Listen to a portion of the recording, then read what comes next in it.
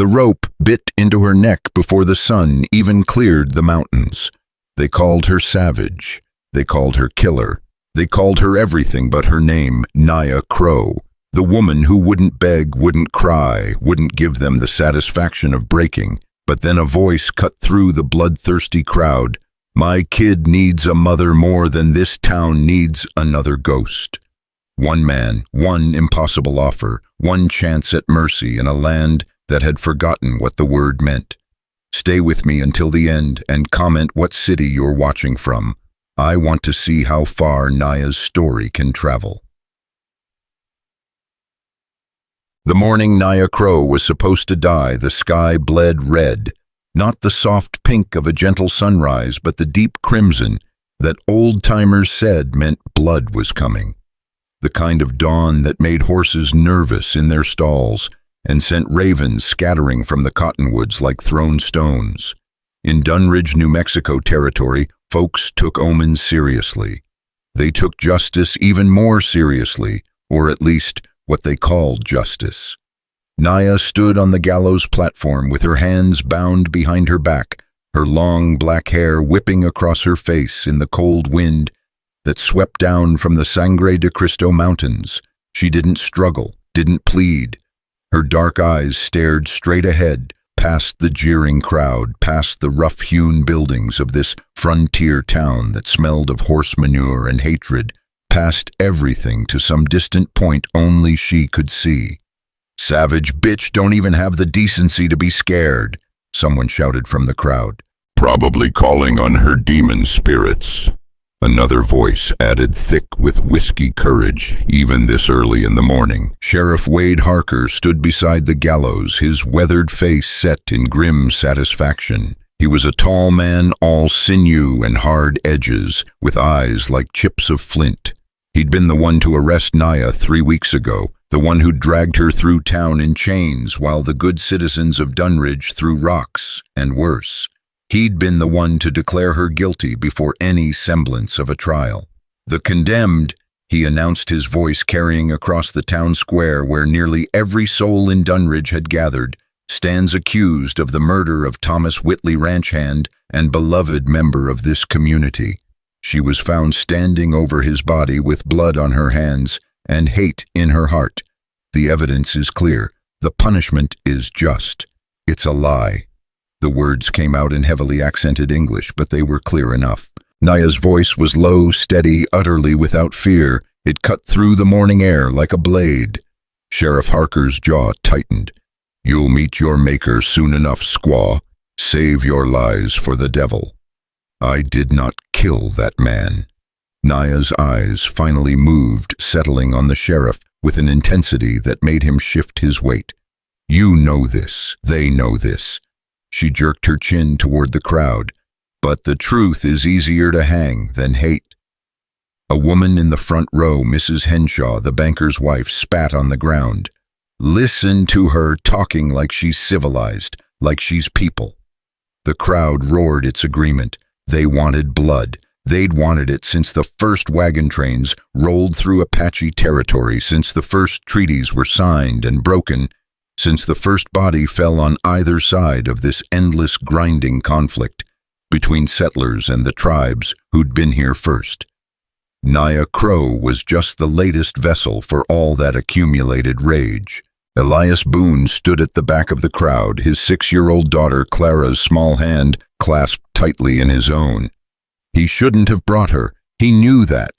But Mrs. Patterson, who usually watched Clara when Elias had business in town, had insisted on attending the hanging herself. Wouldn't miss it for the world, she'd said with disturbing enthusiasm. So here they were, Clara and him, bearing witness to what passed for civilization on the frontier. Papa, why is everyone so angry? Clara whispered, pressing close to his leg. She was small for her age, with her mother's honey-colored hair and his own gray eyes. Those eyes were too wide now, too frightened. Because they're scared, sweetheart, Elias murmured, running a hand through her hair. Scared people do terrible things. Is that lady bad? Elias looked at Naya Crow, really looked at her. She couldn't have been more than 25, maybe younger. hard to tell with the bruises mottling her copper skin, the split lip that had only partially healed, the dark circles under her eyes from 3 weeks in Dunridge's excuse for a jail. But beneath all that, he saw something that made his chest tighten. Dignity. Not pride, not defiance, though there was plenty of both, but a fundamental human dignity that no amount of abuse had managed to strip away. "No, Clara," he said quietly. "I don't think she is." Sheriff Harker was reading from a piece of paper now, some official proclamation from the territorial governor's office that probably said hanging was too good for an Indian who'd killed a white man. Elias had heard the story a dozen times in the past 3 weeks. Thomas Whitley found dead behind the Red Dog Saloon with his throat cut. Naya Crow discovered nearby blood on her dress and no alibi to speak of. Open and shut, everyone said. The savage did it, probably trying to steal something, probably part of some larger Apache plot. Never mind that Naya wasn't Apache, she was Dene from the Navajo lands to the west. Never mind that Whitley had been known for getting drunk and violent, especially with women who had no legal recourse against him. Never mind anything that complicated the simple, satisfying narrative, brown-skinned dead white man, problem solved. The hangman, a pot-bellied man named Simmons, who did this work for $5 a drop, stepped forward with the noose. It was rough hemp, already stained dark from previous use. He'd hanged 3 men in the past year, 2 horse thieves, and a Mexican accused of cheating at cards. This was his first woman. "Any last words?" Sheriff Harker asked. Performing the ritual he clearly found distasteful. Better to just get it done. Naya's lips moved, but the words that came out weren't English. They were low and musical, some prayer or curse in her native tongue that sent a visible shudder through the crowd.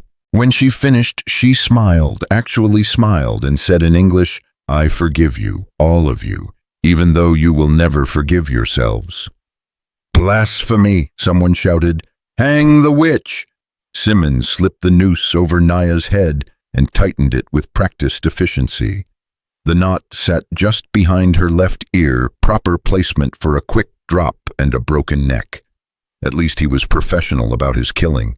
Sheriff Harker raised his hand to signal the drop.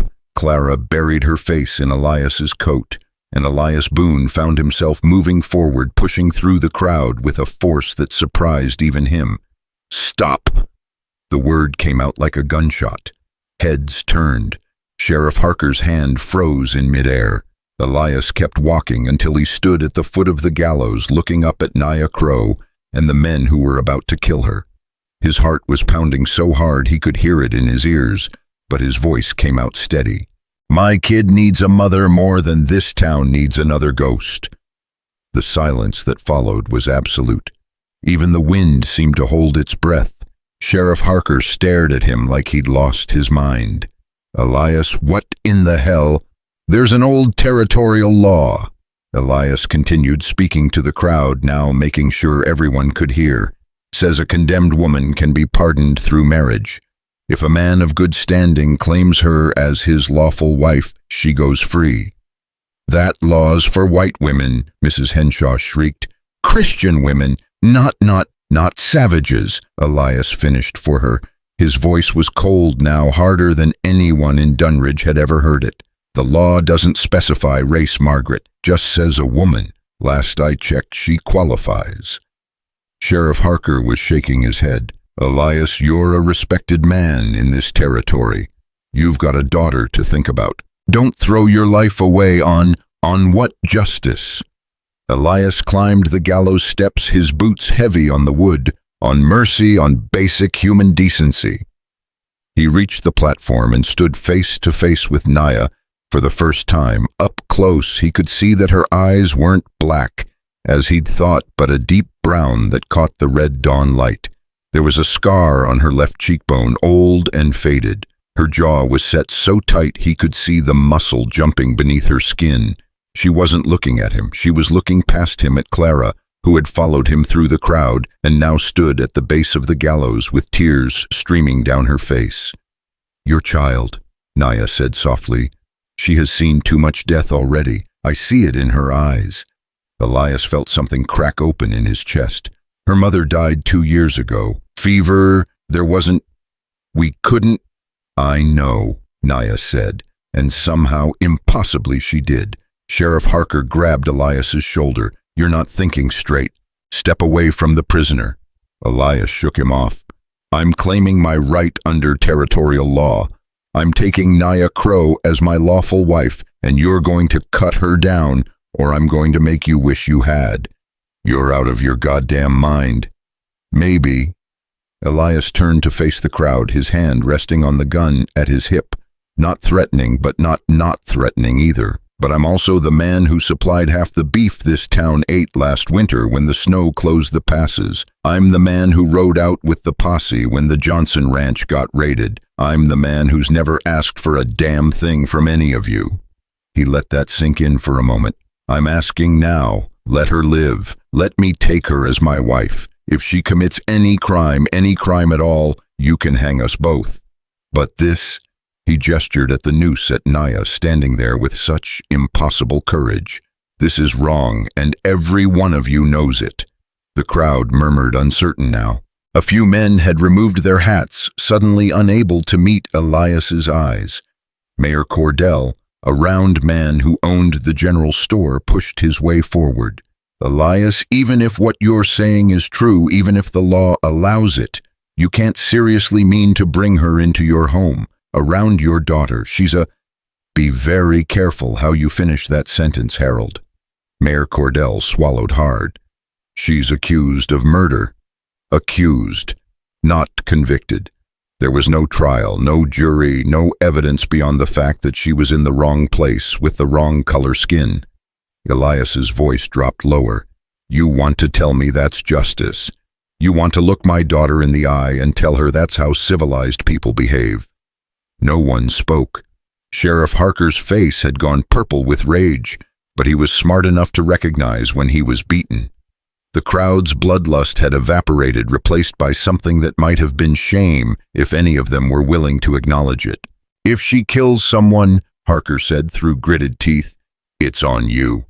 If she kills someone, you can hang me beside her. Elias held out his hand. Now cut her loose. Simmons looked at the sheriff, at the mayor, at the crowd. When no one objected, or at least when no one objected loudly enough to matter, he removed the noose from Naya's neck and cut the ropes binding her wrists. Naya stumbled slightly as the circulation returned to her hands. Elias caught her elbow to steady her, and she jerked away from his touch like he'd burned her. I did not ask for this, she said, her voice low and fierce. I did not ask for your mercy. I know, Elias said, but my daughter needs a mother, and you need to live. Seems like we can help each other. I am not a thing to be claimed, not by you, not by any man. I'm not claiming you, I'm offering you a choice. He met her eyes squarely. You can come with me, be my wife in name, if nothing else, help raise my daughter. Or you can walk away right now and I won't stop you. But if you walk away, they'll find another reason to put you back on that platform. You know they will. Naya's jaw worked. She looked at Clara again, at that small girl, with tears on her face and hope in her eyes. Something in Naya's expression softened, just for a moment. The child, she said. What is her name? Clara. Clara. Naya repeated, tasting the syllables. Then to Elias, if I do this thing, if I go with you, I will not be a slave. I will not be property. I will be a person in your house, or I will burn it down around us all. Do you understand? Elias almost smiled. Yes, ma'am, I understand. And if your people come for me again, when they come for me again, you will not stand in their way. I will not have you die for my sake. Can't promise that. Then we have no agreement. They stood there on the gallows platform, locked in a battle of wills, while the whole town watched. Elias could feel Clara's eyes on him, could feel the weight of every decision he'd made in the past 5 minutes pressing down like a physical thing. Finally, he said, I promise I won't die stupidly for your sake. How's that? Naya's lips twitched. It wasn't quite a smile, but it was close. It will do. Sheriff Harker made a disgusted sound. You'll need a preacher. Make it legal. Reverend Thompson won't do it. Mrs. Henshaw interjected, scandal dripping from every word. Marrying a white man to a... I'll do it. Everyone turned to look at Father Miguel, the Catholic priest who served the small Mexican population at the edge of town. He was an old man, bent with age, but with eyes that still burned bright. In the eyes of God, Father Miguel continued climbing the gallows steps with effort. All souls are equal. If this man wants to save this woman's life through marriage, I will perform the sacrament. Sheriff Harker threw up his hands. Fine, marry them. But when she scalps them all in their sleep, don't come crying to me. The ceremony was brief, stripped of everything except the essential words. Father Miguel spoke in Spanish and English, both his voice carrying the weight of genuine blessing, despite the bizarre circumstances. Do you, Elias Boone, take this woman as your lawful wife? I do. Do you, Naya Crow, take this man as your lawful husband? Naya's pause stretched so long that Elias thought she might refuse after all. Then, very quietly, I do. Then, by the power vested in me by the Holy Mother Church and the territory of New Mexico, I pronounce you man and wife. Father Miguel crossed himself. May God have mercy on you both. There was no kiss, no celebration, just a stunned silence as Elias took Naya's hand. She allowed it this time and led her down from the gallows. Clara rushed to them, wrapping her small arms around Elias's leg. Is she really going to be my mama? Clara whispered. Elias looked at Naya, who was staring at this small child with an expression he couldn't quite read. Fear, maybe, or something close to it. If she wants to be, Elias said. Naya knelt slowly, bringing herself to Clara's eye level. She studied the girl's face for a long moment, then reached out and very gently touched the honey-colored hair. You are very brave, Naya said, to cry for a stranger. You're not a stranger, Clara said. You're mama now. And just like that, it was done. They walked through town to where Elias had left his wagon, the crowd parting before them like water. No one spoke, no one cheered or jeered. They just watched in stunned silence as Elias Boone, widower and respected rancher, drove out of Dunridge with a condemned woman beside him and his daughter between them. The sun had fully risen now, burning away the red dawn into something cleaner and brighter. But Elias couldn't shake the feeling that they'd crossed some invisible line, stepped into territory from which there was no return. Naya sat rigid on the wagon seat, her hands folded in her lap, her eyes fixed on the horizon. She hadn't spoken since they'd left town. Clara had fallen asleep against her side, exhausted by the emotional storm of the morning. You didn't have to do that, Naya said finally as the ranch came into view over the next rise. What you did back there. I know. They will hate you now, you and your child both. They'll get over it, or they won't. Either way, we'll manage. Naya turned to look at him for the first time since they'd left the gallows. Why would you risk everything for someone you do not know? Elias was quiet for a long moment, watching the road unroll before them. When he finally spoke, his voice was soft, almost lost under the creak of the wagon wheels. My wife, Clara's mother, her name was Sarah. When she got sick, when the fever took hold, the doctor wouldn't come out to the ranch. Said he was too busy with paying patients in town. By the time I got her to Dunridge, it was too late.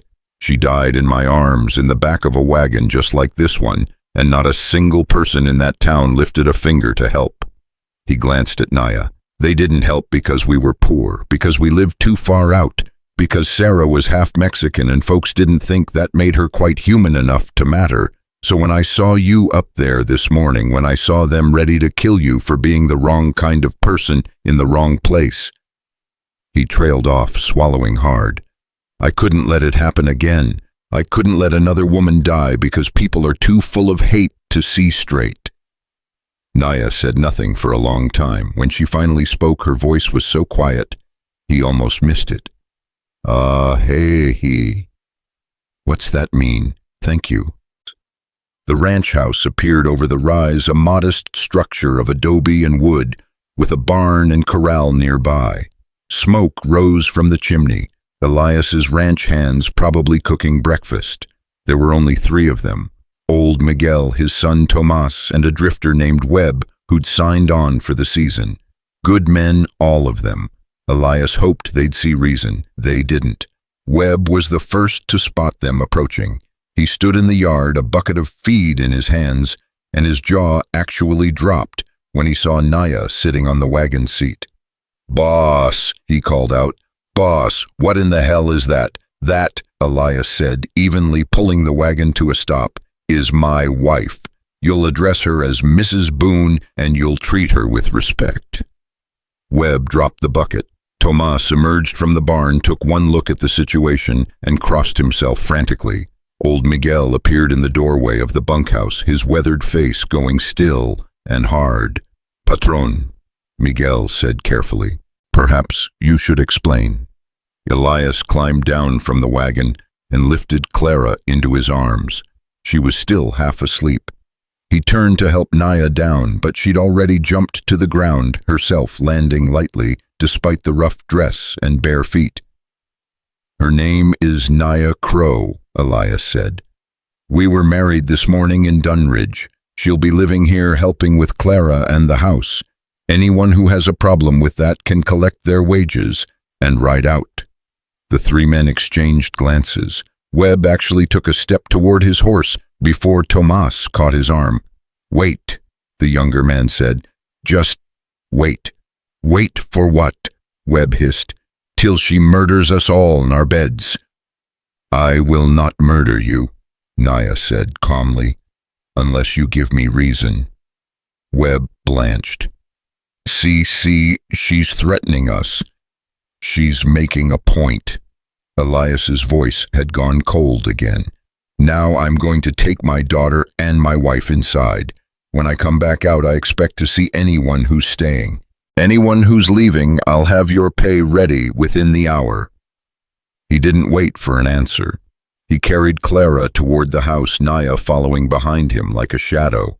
The front door stuck, it always stuck, and he had to hip-check it open. The interior was clean but sparse, a main room with a fireplace, 2 small bedrooms off to the sides, a kitchen area in the back.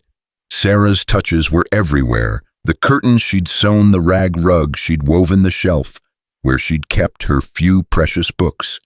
Elias hadn't been able to bring himself to change anything. Now he laid Clara in her small bed and turned to find Naya standing in the middle of the main room, taking it all in with those dark, unreadable eyes.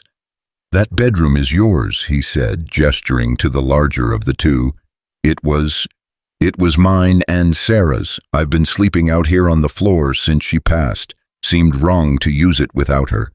And now you give it to me." Naya's voice was flat.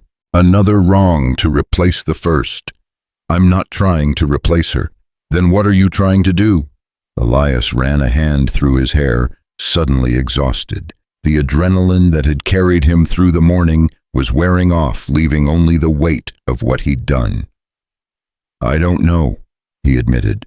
"I honestly don't know. All I know is that you needed help, and I could give it. Everything else." He shrugged. "We'll figure it out as we go." Naya walked to the fireplace where an old photograph sat on the mantel. Sarah young and smiling with Clara as an infant in her arms. "She was beautiful," Naya said softly. "Yeah, she was.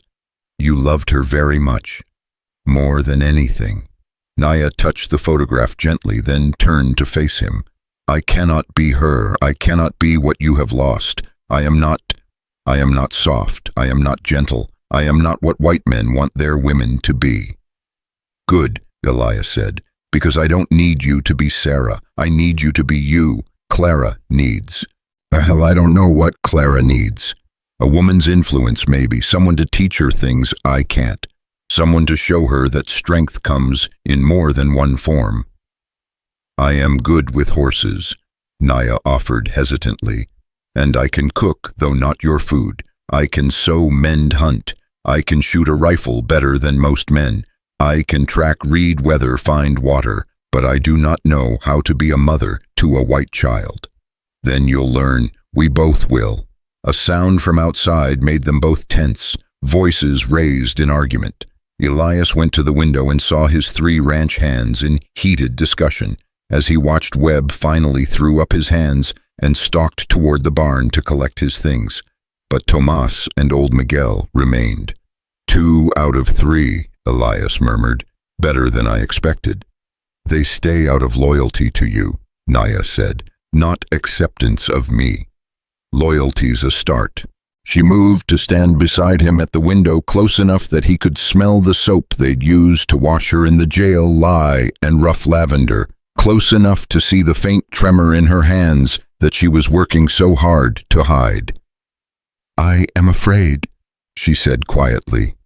It was the first truly vulnerable thing she'd said, and it hit Elias like a physical blow. Me too, he admitted. They stood there in silence, 2 strangers bound by law and desperation, watching the sun climb higher over the New Mexico desert.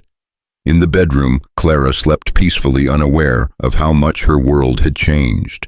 In the yard, 2 ranch hands tried to figure out how to work for a man who'd married an Indian. And on the gallows in Dunridge, the noose swung empty in the wind. A new chapter had begun, whether any of them were ready for it or not. The first week passed in a silence so thick you could cut it with a knife. Naya moved through the ranch house like a ghost, occupying space without claiming it. She slept in the bedroom Elias had given her, but changed nothing, touched nothing that didn't need touching. She prepared meals from the supplies in the pantry, strange, bland combinations that showed she'd never cooked white man's food before but was determined to try. The coffee was too weak. The biscuits came out hard as stones. The salt pork was somehow both undercooked and burnt. Elias ate every bite without complaint. Clara, for her part, watched Naya with the kind of wary fascination a rabbit might show a hawk. She wasn't scared exactly, but she wasn't comfortable either. She'd wake in the night crying for her real mama, and Elias would hold her until she fell back asleep, feeling Naya's presence in the next room like a weight on his chest. On the 4th day, Tomas came to him while he was mending fence on the north pasture. Patron, we need to talk about the woman. Elias didn't look up from the post he was setting. Her name is Naya. See, Naya.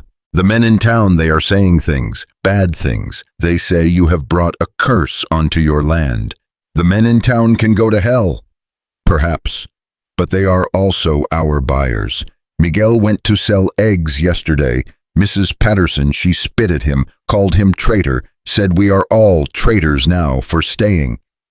Elias's hands stilled on the fence post. Did she buy the eggs? No, patron. Anyone else willing to buy? Tomas shifted uncomfortably. The Mexicans, they will still trade, and the Chinese at the laundry. But the whites, they... He trailed off, the answer obvious. Elias swore under his breath. He'd known there would be consequences, but he hadn't thought they'd come so fast or cut so deep. Without the town's business, the ranch would struggle. Come winter, they might not survive at all. We'll manage, he said, forcing conviction into his voice. We've got beef. We can trade direct with the fort if we have to. The fort is 2 days' ride. Then we ride 2 days. Tomas nodded slowly, but the doubt in his eyes remained. He started to turn away, then stopped. Patron, there is one more thing. The woman, she goes out at night, to the ridge.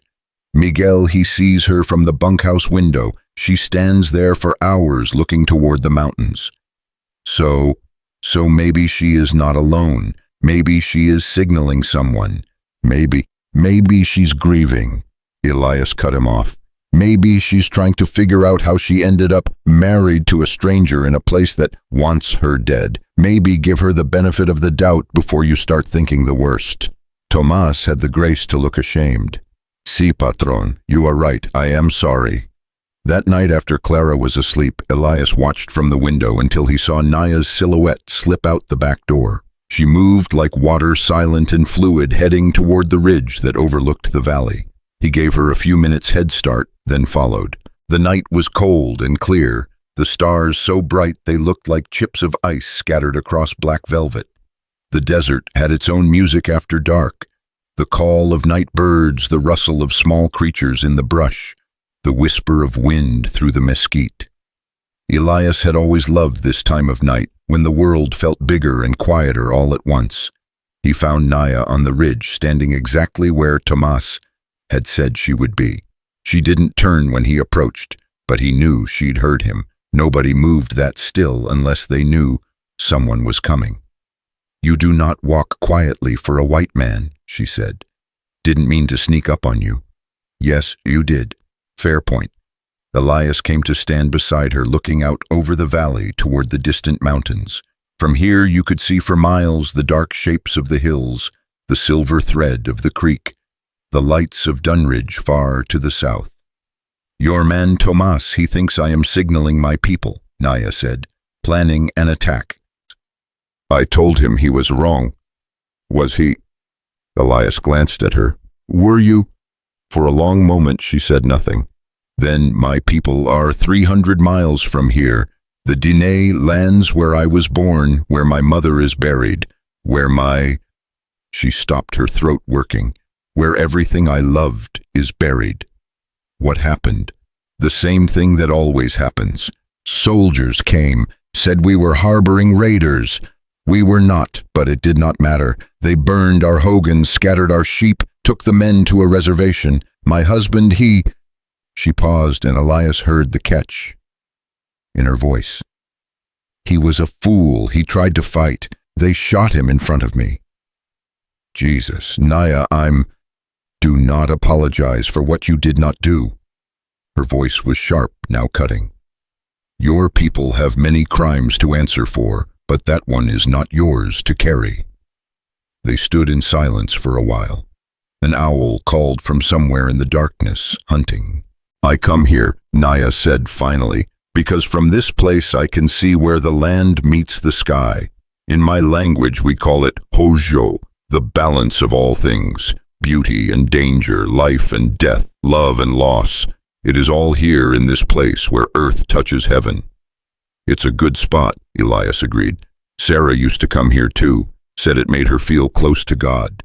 "Your wife, she was a woman of faith. She tried to be. Hard to keep faith when prayers go unanswered, though." Naya turned to look at him fully for the first time. "You do not believe? I believe in what I can see and touch. Cattle, land, my daughter. Everything else is just hoping the universe isn't as cruel as it seems." "Then why did you save me if you do not believe in mercy or grace or redemption?" It was a good question. Elias had been asking himself the same thing for days. "Because someone had to," he said finally, "and because Clara was watching, and because—" He trailed off, searching for words. "Because I'm tired of watching people die for no good reason. If that makes me a fool, so be it." "It makes you dangerous," Naya said softly. "To yourself and everyone around you. Men who act from the heart instead of the head, they do not survive long in this world. Maybe, but men who only act from the head, they don't really live at all." Naya smiled, an actual smile, small and sad, but real. "You are strange, Elias Boone. You're not the first person to say so." They started back toward the house, walking side by side through the darkness. Halfway there, Naya stumbled on a loose rock. Elias caught her elbow to steady her, and she didn't pull away this time. "Thank you," she said. "For what? For not asking if I killed that man, Thomas Whitley. Everyone else has asked or wants to ask, but you have not. Didn't figure it mattered. Either you did or you didn't. Either way, hanging you wasn't justice." "I did not kill him," Naya said. "But I know who did." Elias stopped walking. "What? The night Whitley died, I was in the alley behind the saloon. Not by choice I was running. There was a man, one of the ranch hands from the Circle K. He had been drinking, and he wanted things I would not give. So I ran and I hid in the alley. That is when I saw Whitley. He was already dying, bleeding from his neck. And standing over him was another man, a soldier, I think, though he wore no uniform. They spoke in low voices, but I heard enough. Something about money, about secrets, about making sure Whitley never talked. Did you see the soldier's face? No, it was too dark, but I heard his voice. If I heard it again, I would know it. Then why didn't you tell the sheriff? Naya laughed, a bitter sound. Tell the white lawman that the white victim was killed by another white man, while the only witness is an Indian woman. You think he would have believed me? She was right, and they both knew it. So you just let them hang you. I plan to escape. I am good at escaping. But then they put Clara's father on the gallows, and... She shrugged. Here we are. They reached the house. Inside, a lamp still burned low in the window. Elias always left one lit for Clara in case she woke scared. They stood on the porch, neither quite ready to go inside yet. If we find this soldier, Elias said slowly, if we prove you didn't kill Whitley, you'd be free, really free. No marriage, no obligation. You could go wherever you wanted. Yes, Naya agreed. I could. Would you want that? It was the wrong question to ask, or maybe the right one at exactly the wrong time. Naya looked at him, and in the lamplight, he could see something complicated moving across her face. I do not know what I want, she said honestly. A week ago, I wanted only to die with dignity. Now I am alive, and that is strange enough. Everything else is too much to think about. Fair enough. He opened the door for her, and they went inside together. The house was quiet except for Clara's soft breathing from her bedroom. Naya moved toward her own room, then paused at the door. Elias, yeah, thank you for not treating me like property, for asking what I want. Most men would not. Most men are idiots. She smiled again, and this time it reached her eyes. Yes, they are. The next morning brought the first real test. Elias was in the barn helping Miguel shoe one of the horses when Clara came running in with panic written all over her face. Papa, Papa, come quick, there's someone here. Elias dropped the horse's hoof and ran. Outside he found Naya standing in the yard, her body tense as a drawn bowstring facing down 3 riders who'd come up the path from town. Sheriff Harker, Mayor Cordell, and a third man Elias didn't recognize, tall and lean, with a cruel mouth and cold eyes that marked him as trouble. Gentlemen, Elias said, moving to stand beside Naya. What can I do for you? Official business, Sheriff Harker said. He looked like he'd aged 10 years in the past week, his face drawn and tired. This is Detective Samuel Cross up from Santa Fe. He's investigating the Whitley killing. The stranger tipped his hat with exaggerated courtesy. Mr. Boone, ma'am, I understand you've taken quite an interest in this case. I married the woman you were trying to hang, Elias said flatly. That interest enough for you? Indeed, very romantic. Cross's smile didn't reach his eyes. I wonder if I might speak with Mrs. Boone privately. Just a few questions about that night. Anything you want to ask her, you can ask with me present. I'm afraid that's not how investigations work. Then I'm afraid you're out of luck. Elias crossed his arms. My wife's been through enough. She doesn't talk to anyone without me there.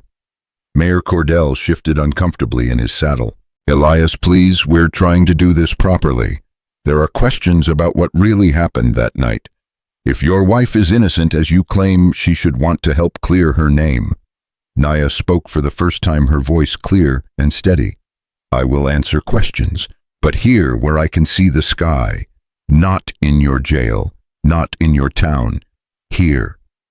Detective Cross studied her with those cold eyes. Very well. Tell me, Mrs. Boone, what were you doing in that alley the night Thomas Whitley was killed? Running. From what? From a man who wanted to hurt me. What man? I do not know his name. He worked at the Circle K Ranch. He was drunk. Convenient. An unnamed attacker. Cross pulled out a small notebook. And you just happened to be in the exact alley where Whitley was killed. I did not choose the alley. I chose to survive. Did you know Thomas Whitley? No. Never met him before that night. No. Strange, because 3 people told me they saw you talking to Whitley outside the Red Dog Saloon 2 days before he died. Quite the conversation, they said. You looked angry. Naya's jaw tightened. Many people look angry when they are asked to lift their skirts for a stranger's pleasure. Sheriff Harker actually flinched. Mayor Cordell looked away, but Detective Cross just smiled that cold smile. So you did know him. I knew he was like many white men in this territory. He thought brown women were free for the taking. I told him no, that is all. And 2 days later he's dead with his throat cut. You see how that looks? I see how you want it to look. Naya took a step forward and both the sheriff and the mayor's hands moved toward their guns. I see a man who has already decided I am guilty, who asks questions only to hear answers he wants. But I will tell you what I told the sheriff. I did not kill Thomas Whitley. I found him dying, and before he died, he said one word, betrayed. This was news to Elias. He glanced at Naya, but her face was unreadable. Detective Cross leaned forward in his saddle. Betrayed by whom? He died before he could say. How convenient. Convenient. I found a dying man. I tried to help him. I got his blood on my hands and my dress. And for this, your people tried to hang me. There is nothing convenient about any of this. The detective was quiet for a moment, writing something in his notebook. Then, I'm told you're Navajo. Is that correct? Dine, yes. And there have been reports of Navajo raiders in the area. Livestock killed, property destroyed. You wouldn't know anything about that, would you? I know that when white men want to kill Indians, they call them raiders. When Indians defend their land, they call it murder, but I know nothing of these attacks you speak of. Perhaps not, or perhaps you're working with them. Perhaps this whole marriage is a ruse, a way to get inside white settlements, gather information. That's enough. Elias's voice cracked like a whip. My wife has answered your questions. Now you can get off my land. Detective Cross turned his cold gaze on Elias. Careful, Mr. Boone. Interfering with an investigation is a serious crime. So is harassment and attempted murder, which is what that hanging was. The hanging was justice under territorial law. The hanging was a lynch mob, and you damn well know it. The 2 men stared at each other, the air between them crackling with tension. Finally, Detective Cross tucked his notebook away and gathered his reins. I'll be staying in Dunridge for a few more days, he said.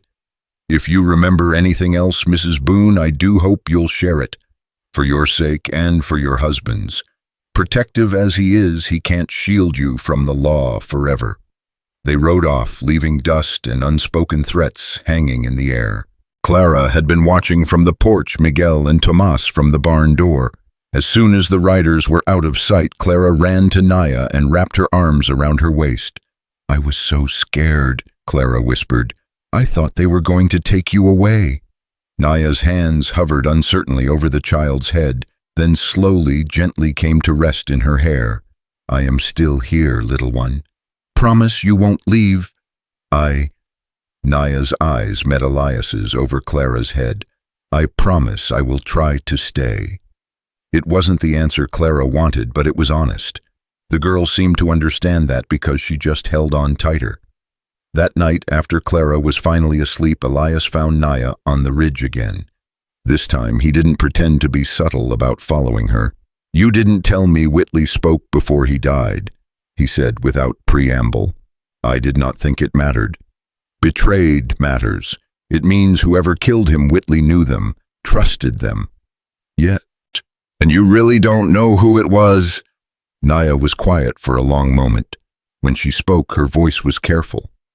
I told you I heard a soldier's voice.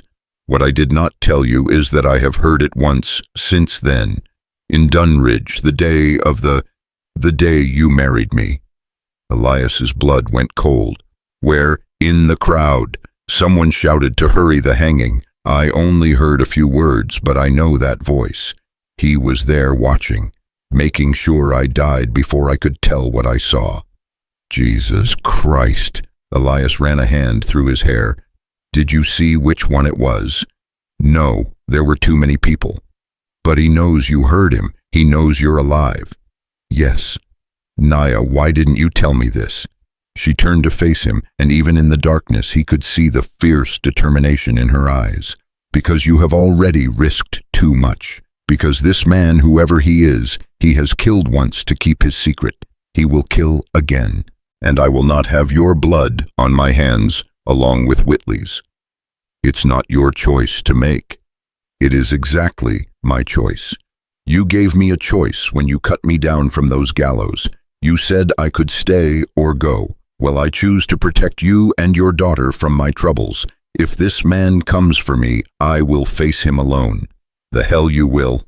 They stood toe-to-toe now, both of them breathing hard, locked in another battle of wills. But this time something was different. This time there was something else beneath the anger, something neither of them wanted to name. Why? Naya demanded. Why do you care so much? You do not know me. You owe me nothing. I am just, you're my wife, Elias said, and was surprised to find he meant it. You're Clara's, whatever you are to her, and you're a person who deserves to live without looking over her shoulder, so no, you're not facing this alone. We're in this together whether you like it or not. You are a stubborn man. You're a stubborn woman. I could leave, tonight, take a horse and ride north. You would wake in the morning and I would be gone and this would all be over. Except it wouldn't be over. That Detective Cross, he's not going to let this go. And whoever killed Whitley, he's not going to rest easy knowing you're out there somewhere. You run now, you'll be running forever. I have run before. I know, but you don't have to, not anymore. Naya's shoulders sagged slightly, the fight going out of her. What do you want from me, Elias? I want you to trust me. I want you to let me help, and I want you to believe that you're not alone in this. Trust is earned. Then let me earn it. A coyote howled in the distance, lonely and wild. Naya closed her eyes, and when she opened them again, they were bright with unshed tears. If I stay, if I let you help, you must promise me something. Anything. And if it comes to a choice between saving me and protecting Clara, you choose Clara. Every time, without hesitation, promise me. Elias wanted to argue, wanted to say it wouldn't come to that, but he knew better than to make promises he couldn't keep. I promise, he said, then I will stay, and I will trust you. But know this, if you die trying to save me, I will find a way to follow you into the next world, just so I can tell you what a fool you were. Despite everything, Elias laughed. Deal. They walked back to the house together, and for the first time since this whole strange arrangement began, it felt less like two strangers forced together, and more like something else. Something that didn't have a name yet, but was starting to take shape in the darkness between them. Inside, Clara had kicked off her blankets in her sleep. Naya moved to the girl's bedside and gently covered her touch, so tender it made Elias's chest ache. She dreams of her mother, Naya whispered. Every night, I hear her call out Mama, and I do not know if she means the woman who birthed her, or if she means me. Does it matter? I think it might. Children should not lose their mothers. It is a wound that never fully heals. You lost yours. Yes, to the same sickness that took your wife. And yes, it is a wound I carry still. But Clara, she has a chance to heal if we can keep her safe. If we can build something here that does not end in blood and fire. We will, Elias said with more conviction than he felt. Naya looked at him across Clara's sleeping form. You make promises easily, Elias Boone. Only when I mean to keep them. Then I hope you are strong enough to keep this one, because I think the worst is still to come. She was right, of course. The worst was coming riding toward them on a dark horse with cold eyes and murder in its heart. But for now, in this quiet moment with Clara breathing softly between them, They could pretend that the world outside these walls didn't exist, that they were just a family strange and broken as they were trying to find their way home. The worst came 3 days later, but not in the way any of them expected. It started with the horses. Elias woke before dawn to the sound of them screaming in the corral, not the normal whinny of hungry animals, but high-pitched shrieks of terror. He was out of bed and pulling on his boots before his mind fully caught up, with his body grabbing his rifle from beside the door. Outside, the pre-dawn darkness was absolute, the stars already fading but the sun not yet risen. The horses were throwing themselves against the fence, eyes rolling white with panic. Elias could smell it before he saw it, blood fresh and copper thick in the cold air. "Tomas!" he shouted toward the bunkhouse. "Miguel, get out here." The two men stumbled out Miguel, already carrying his shotgun. They converged on the corral, and what they found made Elias's stomach turn. 3 of the cattle were dead, throats slashed, laid out in a neat row just outside the corral fence. But it wasn't the killing that stopped his breath. Livestock got taken by predators or rustlers all the time. It was the way they'd been arranged, deliberate, ritualistic, and carved into the dirt beside them 2 words in rough letters: "Savage Witch." "Madre de Dios," Miguel whispered, crossing himself. Tomas was already scanning the darkness, his rifle raised. "Who did this? Who?" "Get back to the house," Elias ordered. "Now. All of us." They found Naya standing on the porch with Clara behind her, a kitchen knife in her hand. She'd heard the commotion, seen the men running. Her eyes went to the dead cattle and the message in the dirt, and her face went very still. "It has begun," she said quietly. "What's begun?" Elias demanded, but he already knew. The killer, Whitley's real killer, had made his move. Inside, with the doors barred and weapons ready, they waited for dawn. Clara clung to Naya, too frightened to cry. The knife never left Naya's hand. When the sun finally rose, painting the desert in shades of gold and red, they ventured back outside. The cattle were still there, the message still carved in the dirt. But now, in the growing light, Elias could see something else, tracks leading away from the scene, heading northeast toward the mountains. 1 horse, Tomas observed, kneeling to examine the prints. Heavy rider, military saddle, see the pattern. A soldier, Naya said. She'd come up beside them, still holding that knife. "The same one from the alley." Elias's jaw tightened.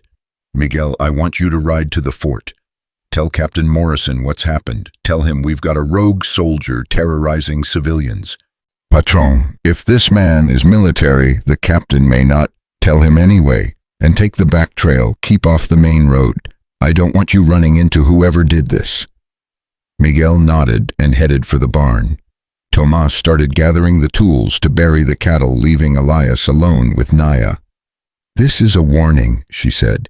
"He wants me to know he can reach me any time, that I am not safe even here. He's trying to scare you into running. It might be working." Elias turned to face her fully.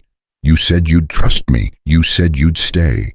I said that before someone slaughtered your livestock and threatened your home, before this man made it clear he will not stop until I am dead or gone."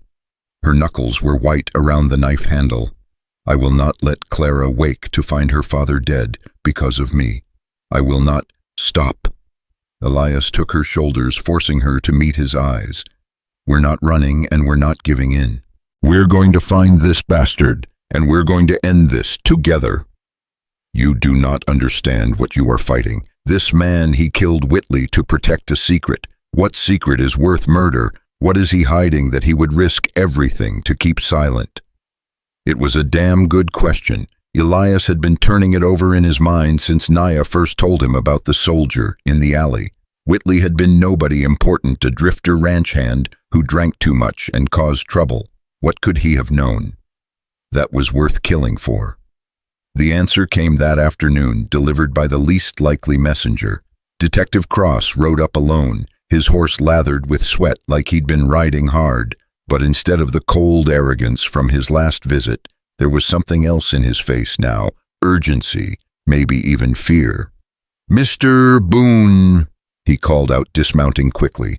"I need to speak with you and your wife. Now, it's about the Whitley case." Elias kept his rifle trained on the detective. "Say what you need to say from there." Cross raised his hands, showing he was unarmed. "I was wrong. About your wife. About the whole damn thing. Whitley wasn't killed by raiders or Indians or anyone from around here. He was killed because he discovered something big enough that someone powerful wanted him silenced." "What kind of something?" Naya asked, stepping out onto the porch. Cross looked at her, and for the first time there was something like respect in his eyes. Whitley worked at the Circle K Ranch, but before that he was a clerk at the Territorial Land Office in Santa Fe.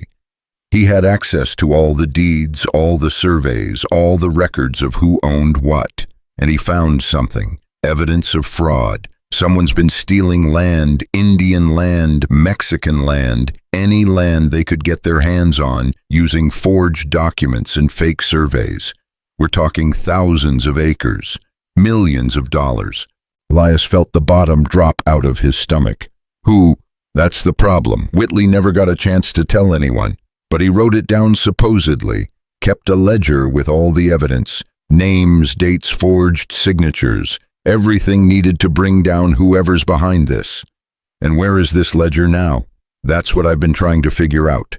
I've searched his room at the boarding house, his locker at the Circle K, everywhere I could think of. Nothing.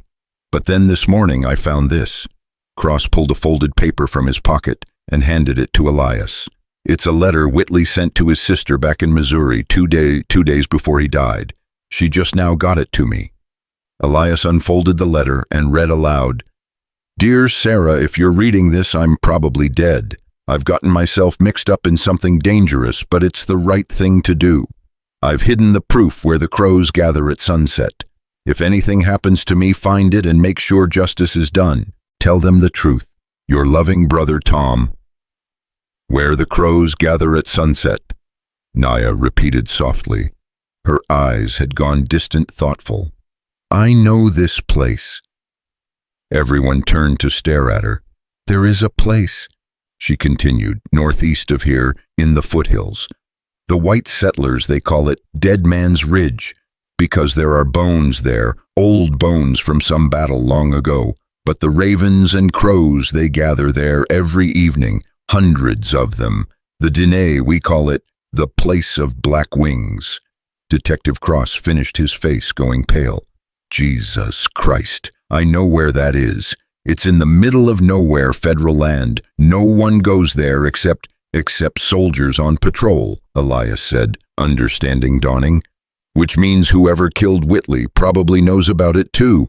And if they know where the ledger is," Naya added, "they will be watching, waiting for someone to come looking." Cross nodded grimly. "It's a trap, has to be. But it's also our only chance to prove who's behind this and clear Mrs. Boone's name once and for all." "Then we go tonight," Elias said, "before they have time to move the ledger or set up an ambush." Cross shook his head. "Mr. Boone, this is law enforcement business now. You should stay here with your family." "My wife's name is on the line. My family's been threatened. I'm going." Naya grabbed his arm. "No, it is too dangerous. This is exactly what I feared, you risking your life for me. I'm not doing it just for you. I'm doing it because it's right. Because whoever's behind this, they're stealing from people who can't fight back. Indians, Mexicans, small ranchers like me. They're destroying lives and they need to be stopped." "Very noble," Cross said dryly, "but noble men die just as easy as cowards. If we do this, we do it smart. We wait until dark, we go in quiet, we find the ledger and get out. No heroics." "Agreed," Elias said. Then to Naya, "I need you to stay here with Clara. Keep her safe. If you are not back by dawn, I will come looking. And when I find the man who killed you, I will make him regret every breath he has taken since the day he was born." There was such fierce certainty in her voice that both men believed her completely. They left at dusk, Elias and Detective Cross riding northeast toward Dead Man's Ridge. The sun was setting behind them, painting the desert in shades of amber and blood. Elias had left Tomas and Miguel at the ranch with orders to shoot anyone who came near except him or Cross. He'd kissed Clara goodbye, promising her he'd be back before she knew it. He'd tried not to look at Naya, knowing that if he met her eyes, he might not have the strength to leave. But she'd stopped him at the door, pressed something into his hand. A small leather pouch on a cord. "It is a protection charm," she said. "My mother made it for me. It has kept me safe through many dangers. Now I give it to you." "Naya, I can't. You can, you will, and you will come back to us, Elias Boone, because I am not done being angry with you yet." It was such an absurd thing to say that he'd laughed, despite everything. He'd slipped the cord over his head, feeling the small weight of the pouch settle against his chest. Now, riding through the gathering darkness, he touched it occasionally, drawing what comfort he could from its presence. "You care about her," Cross observed. "It wasn't a question. She's my wife. In name only, from what I understand. Yet you're riding into danger for her. Interesting. What's your point, detective?" "No point. Just an observation. You're not the first white man to fall for an Indian woman, and you won't be the last. But it's a dangerous thing out here. People have strong opinions about that sort of mixing. People can go to hell." Cross smiled slightly. "Fair enough." They rode in silence for a while longer. The moon was rising now, nearly full, casting silver light across the desert landscape. In the distance, Elias could see the dark shape of Dead Man's Ridge rising against the stars. "Can I ask you something?" Elias said. "When you first came to investigate, you were so sure Naya was guilty. What changed?" Cross was quiet for a moment. "I found out Whitley sent 3 letters before he died. One to his sister, which we read, one to the territorial governor, and one to me sent to my office in Santa Fe. In it, he named names. Not everyone, but enough to make it clear this conspiracy goes high up, very high up. People with power, people who could make a detective disappear if he asked too many questions. Why are you telling me this? Because if we die tonight, someone needs to know the truth. The letters all say the same thing. There's a territorial judge involved, Judge Harlan Pike. He's the one who's been signing off on the fraudulent land transfers. He's the one with the most to lose if that ledger surfaces." Elias felt ice run down his spine. Judge Pike was one of the most powerful men in New Mexico territory. If he was behind this, "We're not going up against a rogue soldier," Elias said slowly. "We're going up against the entire territorial government. Not the entire government, just the corrupt parts, which granted is most of it." Cross pulled his rifle from its scabbard. "Still want to be a hero. Never wanted to be a hero, just wanted to do right by my family. Well, tonight, you might have to be both." They reached Dead Man's Ridge as full darkness fell. The place lived up to its name. Scattered bones jutted from the earth, white and stark in the moonlight. Ancient graves, maybe, or the remains of some long-ago massacre. The crows were gone, now settled in for the night, but Elias could see their nests dotting the few scraggly trees that grew among the rocks. "Where would you hide a ledger if you were Whitley?" Cross whispered, dismounting. Elias studied the landscape. Somewhere protected from weather, somewhere animals couldn't get to it, somewhere. A gunshot cracked through the night, and Cross went down with a grunt of pain. Elias threw himself from his horse, pulling his rifle up as he hit the ground. Another shot kicked up dirt inches from his head. "Cross," he called. "How bad?" "Shoulder," the detective gasped. "I'll live. Get to cover." Elias scrambled behind a boulder, trying to pinpoint where the shots were coming from. The moon was bright enough to see by, which was both a blessing and a curse. He could see the terrain, but he could also be seen. Come out wherever you are," a voice called from somewhere among the rocks. It was cultured, educated, utterly devoid of warmth. "I know you're here for the ledger. Well, guess what? So am I." Elias risked a glance around the boulder. He could see Cross dragging himself behind cover about 20 yards away, leaving a dark trail in the pale dirt. He could see the horses, spooked and dancing nervously, but he couldn't see the shooter. "Who are you?" Elias shouted. "Let's just say I'm someone who has a vested interest in that ledger, never seeing the light of day. Someone who's already killed once to protect his interests. Killing twice won't trouble my conscience." The voice was coming from the left, somewhere up on the ridge. Elias started working his way around, using the rocks for cover. If he could get to higher ground, maybe he could. Another shot, this one so close he felt the heat of it pass his ear. The shooter had moved, was tracking him.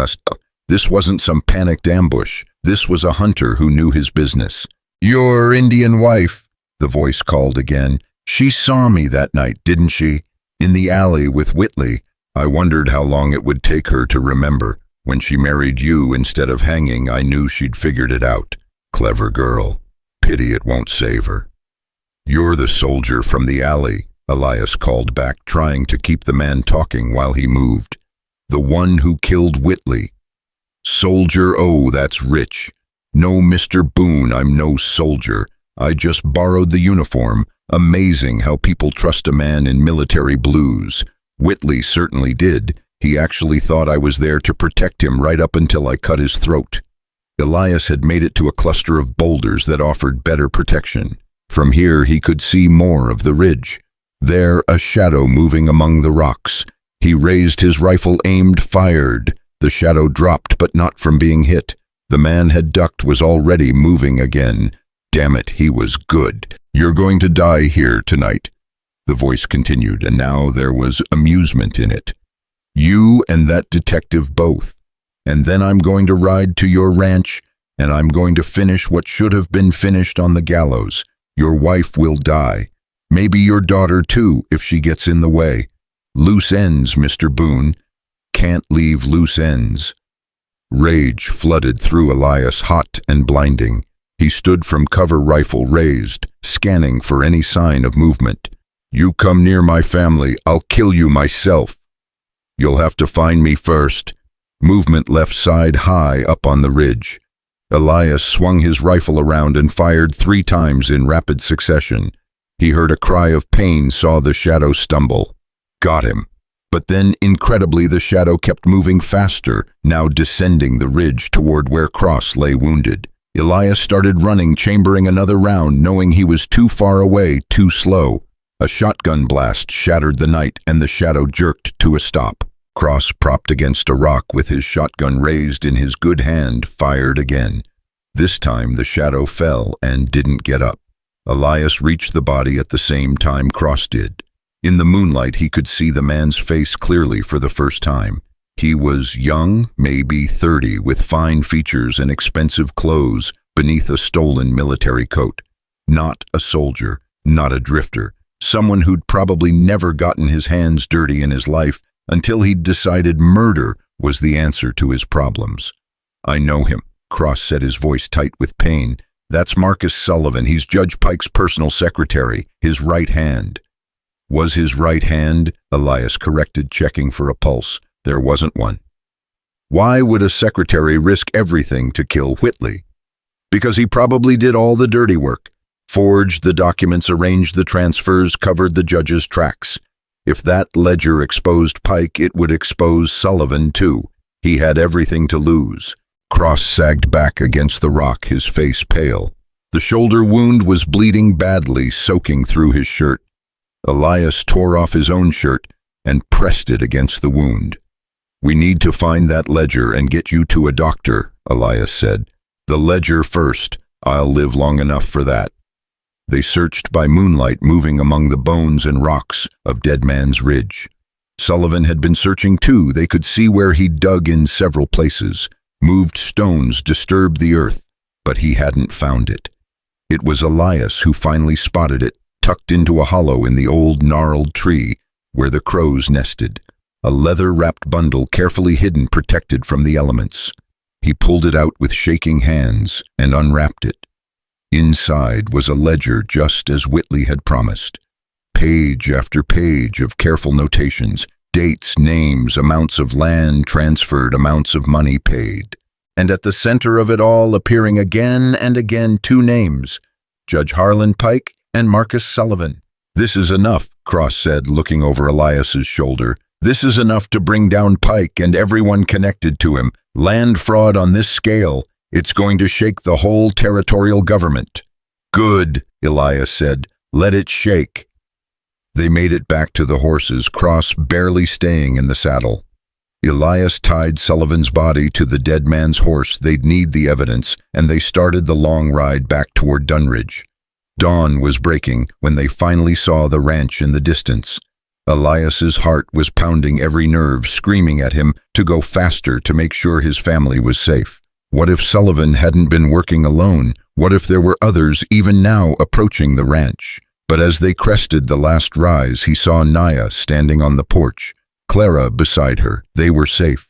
They were whole. And when Naya saw him riding toward her, alive and bloody, but alive, her face transformed with such relief that it took his breath away. He dismounted before his horse had fully stopped, and Naya ran to him. She didn't throw herself into his arms, she was too dignified for that, but she grabbed his shoulders, her hands shaking. "You are hurt," she said, seeing the blood on him. "Not mine, his." Elias gestured to Cross, who was barely conscious now. "Get Tomas, we need to stop the bleeding and get him to town." "What happened? Did you find—" "We found it, the ledger. We found proof of everything, and we killed the man who murdered Whitley, Sullivan, Judge Pike's secretary." Naya's eyes widened. "Then it is over." "Not yet, but soon. Soon this will all be over and you'll be free, really free." Miguel and Tomas came running, helping Cross down from his horse and into the house. Clara hugged Elias's legs, crying with relief. And through it all, Naya stood there looking at him with eyes that held something he couldn't quite name. "You kept your promise," she said quietly. "You came back. Told you I would. You also nearly died. Nearly doesn't count. Elias." Whatever she was about to say was cut off by the sound of horses approaching.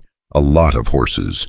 Elias's hand went to his gun, but Naya touched his arm, stopping him. "Wait, look!" Riding toward them was a full cavalry troop led by Captain Morrison from the fort, and beside him, looking thoroughly put out, was Sheriff Harker, and behind them, incredibly, was an old Apache man, the same elder who had helped expose the fake raiders at the hanging. Captain Morrison dismounted and came forward. "Mr. Boone, Mrs. Boone, Miguel reached us last night with your message. We've been riding since before dawn." His eyes went to Sullivan's body, still tied to the horse. "I see you've had an eventful evening." "That's putting it mildly, Captain. That man there is Marcus Sullivan, Judge Pike's secretary.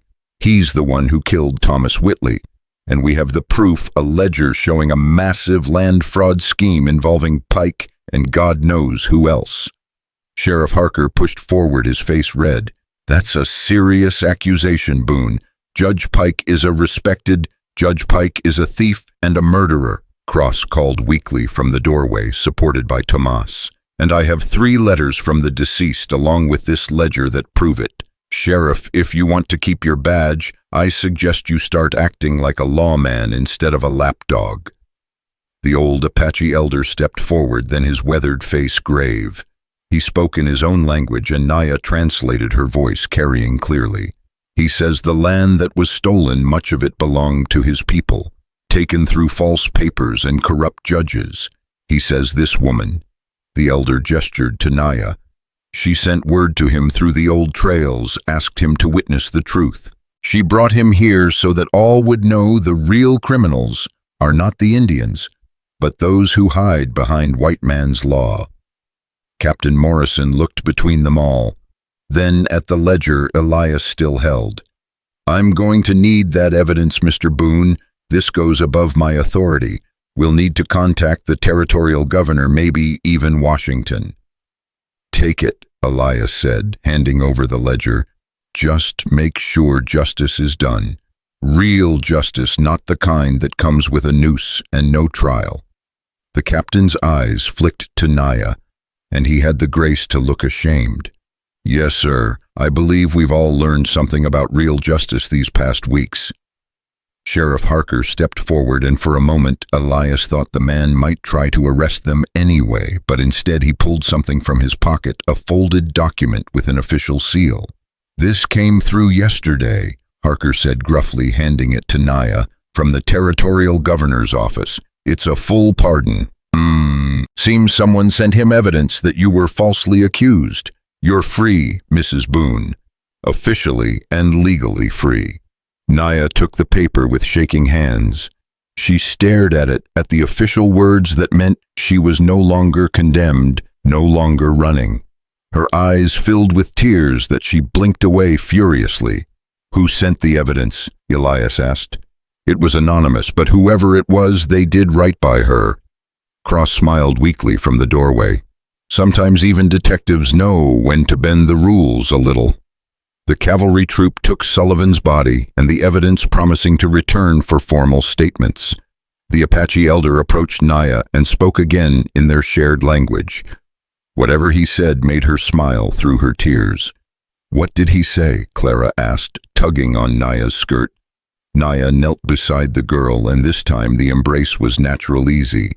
He said, "I have found a new tribe, one not of blood but of choice, and that is the strongest tribe of all." As the riders departed and the sun climbed higher, casting its light across the ranch, Elias stood with his strange, broken, beautiful family around him. Naya was free. The truth had won out. The corrupt would face justice. But looking at Naya, at the way she held Clara, at the way her eyes met his, with something that might have been hope, Elias knew the real battle was just beginning, not against corrupt judges or killers in the night, but against all the forces that would try to tear them apart. The prejudice, the hatred, the belief that people like them, people from different worlds, could never truly be family. They would face it together, all of them. And they would win. They had to.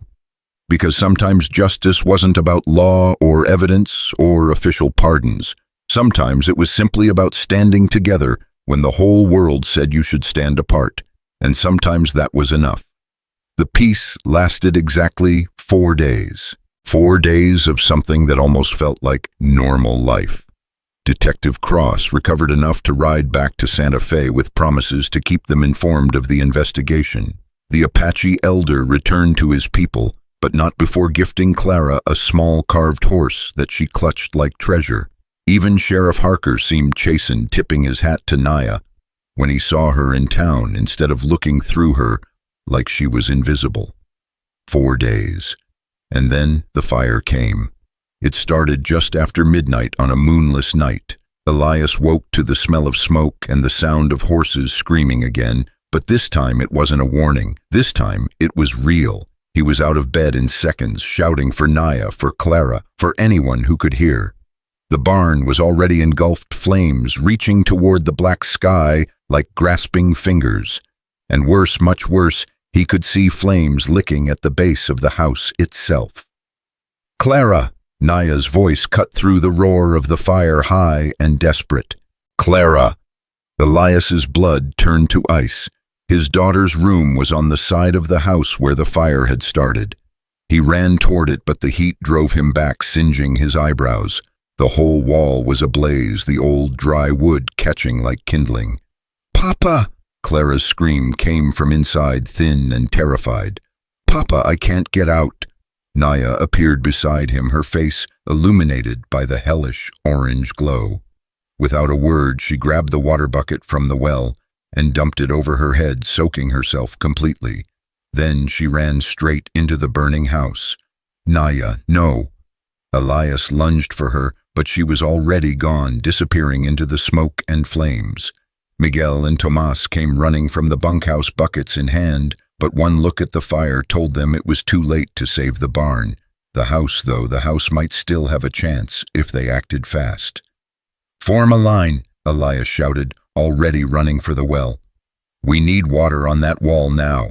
They worked like madmen, passing buckets from hand to hand, throwing water on the flames. But the fire was growing faster than they could fight it, fed by the dry wood and the wind that had picked up, fanning the flames higher. Inside the house, Naya found Clara's room thick with smoke.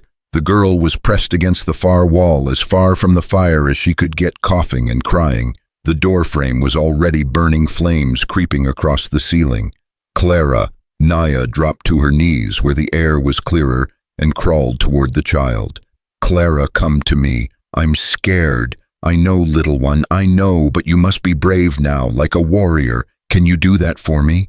Clara nodded, tears streaming down her soot-stained face. She crawled toward Naya, and the moment she was close enough, Naya grabbed her, pulling the girl against her chest and wrapping her own wet body around her like a shield. Hold tight to me, Naya commanded. Do not let go, no matter what happens. I won't, I promise. Naya stood Clara, clinging to her like a monkey, and turned toward the door, but the flames had spread, blocking their path. The window, it was their only chance. She ran to it, used her elbow to smash through the glass, clearing the shards as best she could. Outside, Elias saw the window break and understood immediately what Naya was planning. No, he shouted. It's too high, you'll... But Naya was already climbing through, holding Clara tight. For a moment she balanced on the sill, flames at her back, darkness below. Then she jumped. She tried to angle her body so she'd take the impact, tried to shield Clara from the fall. But the ground was hard and unforgiving. They hit together and Elias heard the sickening crack of bone. He reached them in seconds, pulling them away from the house as part of the roof collapsed behind them in a shower of sparks. Clara was coughing but conscious, her eyes wide with shock. But Naya, her left arm was bent at an impossible angle, clearly broken. Her face was a mask of pain, but she was looking at Clara, checking her over with her good hand. Is she hurt? Naya gasped. Tell me she is not hurt. Elias checked Clara quickly. Cuts from the glass, burns on her nightgown, lungs, full of smoke but alive, whole. She's okay because of you. Naya's eyes closed in relief. Then her body went limp. Naya! Clara screamed, struggling in Elias's arms. Mama, wake up! But Naya didn't wake up. Elias laid her gently on the ground, checking for breath, for a pulse. Both were there, but weak. The fall had knocked her unconscious, and who knew what other injuries she'd sustained. Tomas, Elias shouted over the roar of the fire. Get the wagon. We need to get them to the doctor now. The doctor in town, he will not. Then we go to the fort. Captain Morrison will help us. Move. Miguel appeared beside them, his face grim. Patron, this was no accident. Look. He held out a piece of cloth, scorched but still recognizable. It was military issue, the same kind Sullivan had worn. And pinned to it was a note hastily scrawled, Pike sends his regards. The rage that filled Elias in that moment was unlike anything he'd ever felt. It was cold and vast and utterly consuming. Judge Pike, even from jail awaiting trial, the bastard had reached out to hurt them, had sent someone to finish what Sullivan had started. We'll burn too, came a voice from the darkness. All of us. Anyone who helped the savage, anyone who stood with Boone. That's the message. Elias spun, rifle raised, and saw a figure on horseback at the edge of the firelight, young, barely more than a boy, with a torch in one hand and a gun in the other. His face was twisted with something between fear and fanaticism. Who the hell are you? Elias demanded. Doesn't matter. What matters is you brought this on yourself. You chose her over your own kind. You chose wrong. You did this. You burned my home, nearly killed my daughter. The boy's hand shook on the torch. I was told to send a message, to make sure everyone knows what happens when you betray your race. When you... Elias shot the torch out of his hand. The boy yelped, dropping the gun as well, clutching his singed fingers. Miguel and Tomas were on him in seconds, dragging him off his horse and throwing him to the ground. Please, the boy begged. Please, they said they'd pay me, said it was justice. I didn't mean to. I didn't know there was a kid inside. Who sent you? Elias's voice was deadly quiet. Who told you to do this? Men from town, friends of Judge Pike. They said if he goes down, they all go down. They said anyone who helped convict him needs to pay. They gave me $50 and told me to burn your place. Said to leave the note so you'd know why. Elias looked at his burning home, at his unconscious wife, at his traumatized daughter. He looked at this terrified boy who'd been willing to commit murder for $50 and the approval of evil men. "Tie him up," Elias said. "We're taking him to Captain Morrison along with everything else. Let him explain to the army why he tried to burn a family alive." They loaded Naya and Clara into the wagon, the boy tied up in the back. The house was fully engulfed now beyond saving. Elias watched it burn, watched everything Sarah had built, everything that reminded him of her, turn to ash and smoke. "Patron," Miguel said quietly, "I am sorry. Your home can be rebuilt. My family can't be. Let's go." The ride to the fort was the longest of Elias's life. Clara clung to him, silent now, in shock. Naya remained unconscious, her breathing shallow. Every bump in the road made her moan softly, and each sound was a knife in Elias's heart. Dawn was breaking when they finally reached Fort Union. The sentries took one look at their condition and rushed them inside. Captain Morrison appeared moments later, still in his nightshirt, and his face went hard when he saw what had happened. "Get the surgeon," he ordered, "and someone find me the telegraph operator. I want a message to Santa Fe within the hour." The fort's surgeon, a competent if gruff man named Dr. Walsh, took charge of Naya and Clara. He worked on Naya first, setting her broken arm while she was still unconscious, which was a mercy. The arm had broken cleanly, he said, and would heal if properly cared for, but she'd also suffered burns on her back and shoulders, damage from the smoke, and a concussion from the fall. "She'll live," Dr. Walsh pronounced finally, "but she needs rest, weeks of it, and someone to watch over her." "She'll have it," Elias promised. Clara was easier, superficial burns, smoke inhalation, cuts from the glass that needed cleaning and bandaging. But the real damage was in her eyes, in the way she flinched at sudden sounds, in the way she wouldn't let go of Elias's hand. "Is Mama going to die?" she whispered while the doctor wrapped her cuts. "No, sweetheart. She's going to be fine. She saved me. She came into the fire and saved me. I know. I love her, Papa. Is that okay? Can I love her even though she's not my real Mama?" Elias's throat tightened. He gathered Clara into his arms, holding her as carefully as he could, without hurting her injuries. "She is your real Mama, Clara. Maybe not the one who birthed you, but the one who chose you, the one who risked everything to keep you safe. That's what makes a real mother." Clara buried her face in his chest and finally let herself cry. Captain Morrison found them an hour later, his face grim. "I've sent word to Santa Fe. The territorial governor is furious. Apparently our friend Judge Pike has been quite busy from his cell, orchestrating attacks on anyone he sees as a threat. You're not the first, Mr. Boone. 3 other families have been targeted. One didn't make it." Jesus. "The governor's declaring martial law in the district until this is resolved. He's also fast-tracking Pike's trial, wants him convicted and sentenced before he can do more damage." "Good." Morrison hesitated. "There's something else. The boy you brought in, he's been talking, naming names. Turns out there's a whole network of Pike's supporters in Dunridge and the surrounding ranches. Men who benefited from his land fraud scheme, who stand to lose everything if he's convicted. They've been organizing, planning coordinated attacks on anyone who testified against him or helped expose him." "How many?" "At least 20, maybe more." Elias felt the weight of it settle on his shoulders. 20 men, organized and desperate, with nothing left to lose, and his family right in their sights. "What do we do?" he asked. "You stay here under Army protection. We'll round up the conspirators, break up their little rebellion before it starts. But it'll take time, and meanwhile, you're not safe out there." "I can't hide forever, Captain. I have a ranch to run, what's left of it anyway."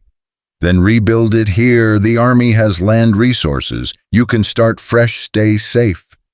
Elias shook his head. That land has been in my family for 15 years. My wife is buried there. I'm not giving it up because some cowards want to terrorize us, even if it means putting your family at risk.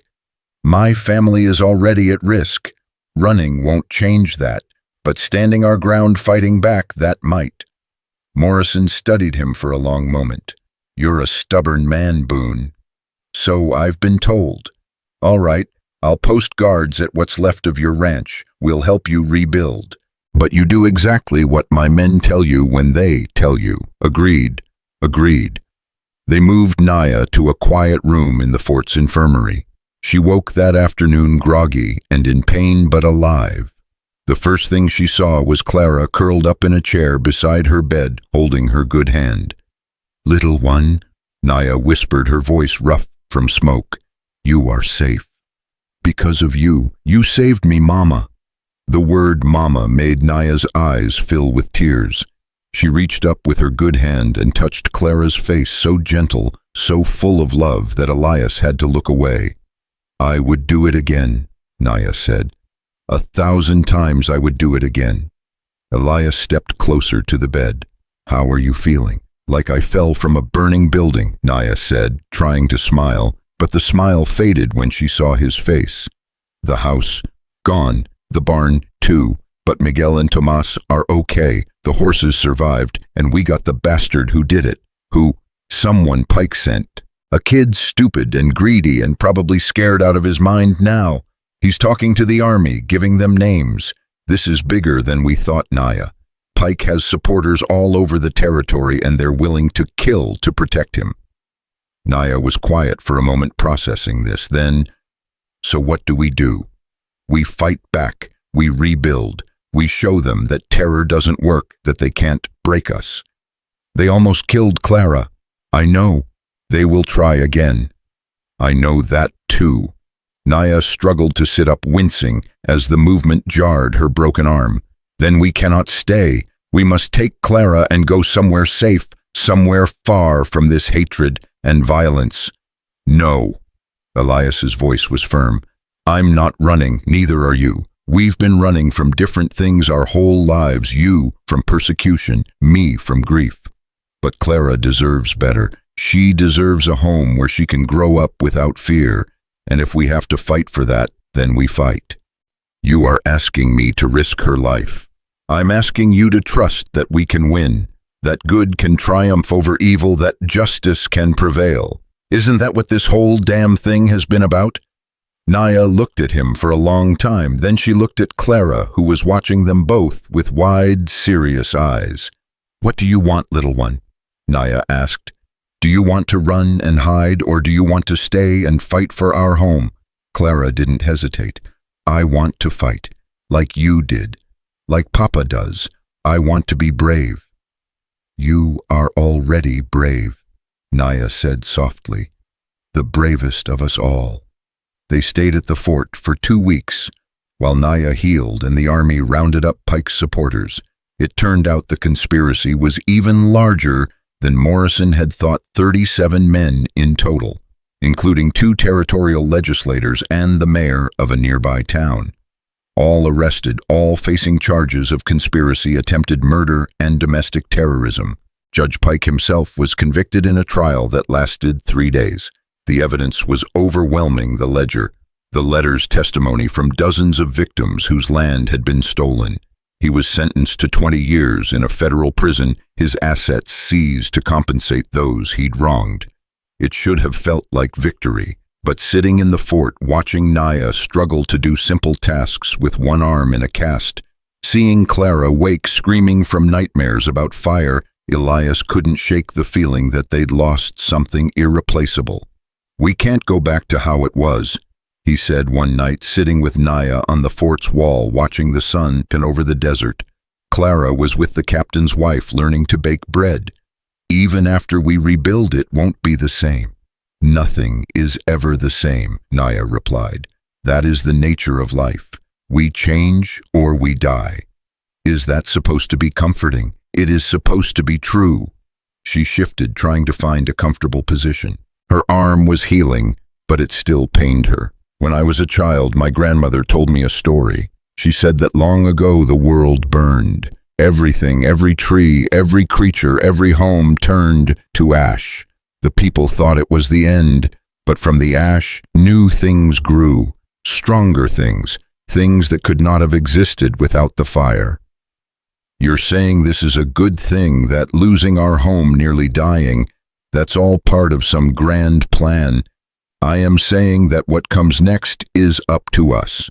We can let the fire destroy us, or we can use it to forge something new, something better.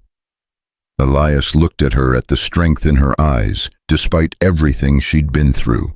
How are you so strong? I am not strong. I am stubborn. There is a difference. You saved Clara.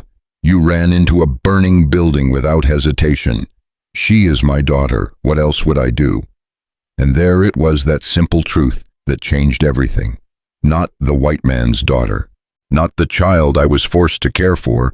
Just my daughter.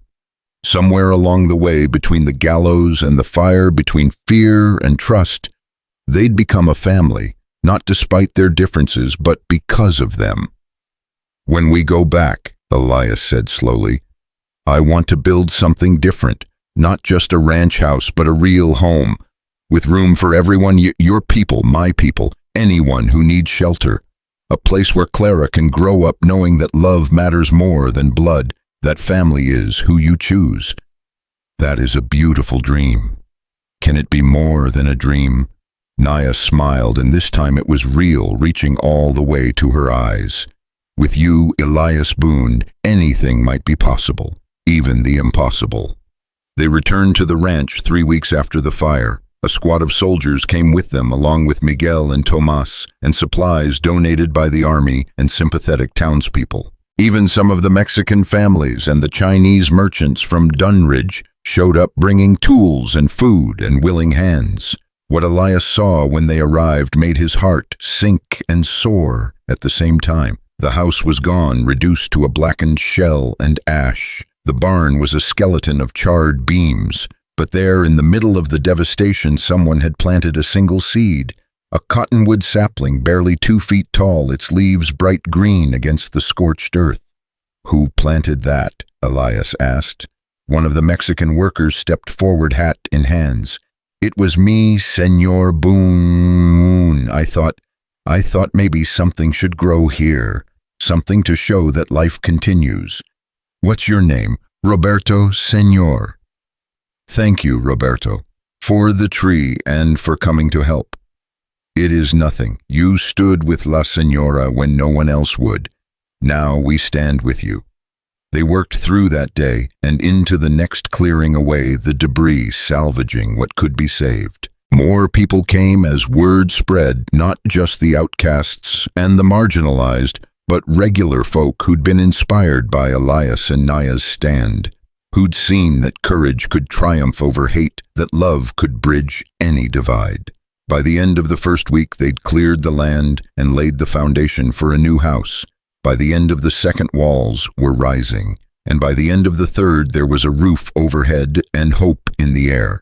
The new house was bigger than the old one, with room for guests and strangers who needed shelter. Naya insisted on a separate space for prayer and meditation, not a Christian chapel, but a place where all faiths could find peace.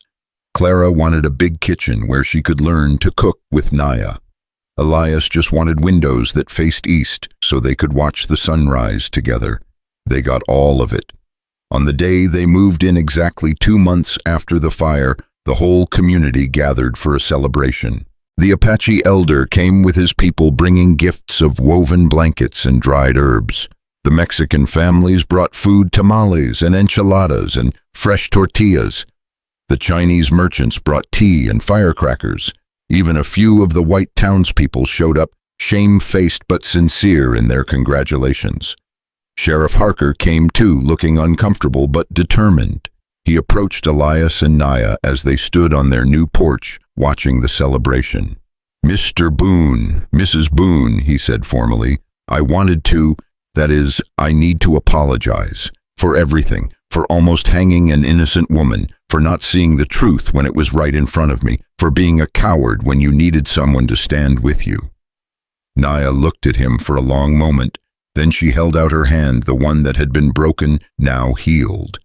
"We all make mistakes, Sheriff. What matters is what we do after." Harker shook her hand, relief plain on his weathered face. "I'll do better. I promise you that."